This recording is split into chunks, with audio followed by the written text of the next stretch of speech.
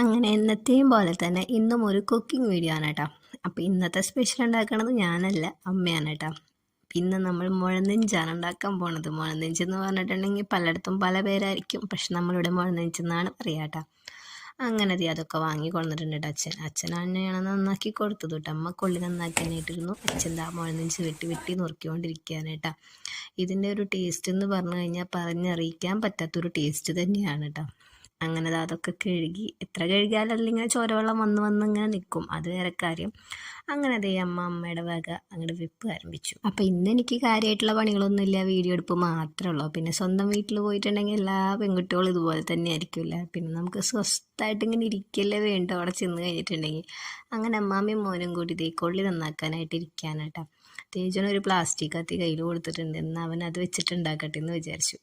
ഇന്ന് വൈകുന്നേരത്തിന് ഇതാണ് സ്പെഷ്യൽ എന്ന് അറിയണോണ്ട് തന്നെ എല്ലാവർക്കും കുറച്ച് നേരത്തോടെ വിശപ്പായിട്ടുണ്ടായിരുന്നു കേട്ടോ. പിന്നെ മഴയും കാറ്റൊക്കെ ഉണ്ടെങ്കിലും അതൊന്നും വയ്ക്കാണ്ടാണ് കേട്ടോ അമ്മല് പോയിട്ട് വേഗം വാഴയുടെ ഇലയൊക്കെ വെട്ടിയിട്ട് വന്നു. നമുക്ക് സ്വന്തമായിട്ട് വാഴയൊന്നും ഇല്ലാത്തതുകൊണ്ട് നമ്മൾ അപ്പുറത്തെ പറമ്പിൽ നിന്ന് പോയി പൊട്ടിച്ചിട്ടുണ്ട് കേട്ടോ. അങ്ങനെ അത് നല്ല വട്ട ഷേപ്പിലും വേറെ ഷേപ്പിലൊക്കെ ഉണ്ടാക്കിയിട്ടുണ്ട് കേട്ടോ. അങ്ങനെ വട്ടത്തിൽ വേണ്ടവർക്ക് അങ്ങനെ ഇട്ട് കൊടുത്തിട്ടുണ്ട് കേട്ടോ. സത്യം പറഞ്ഞിട്ടുണ്ടെങ്കിൽ വോയിസ് ഓവർ കൊടുക്കാൻ എനിക്ക് പറ്റണ പോലില്ല കേട്ടോ. ഇതിൻ്റെ വീഡിയോ വീണ്ടും വീണ്ടും കാണാനുള്ള ത്രാണി എനിക്കില്ല കേട്ടോ.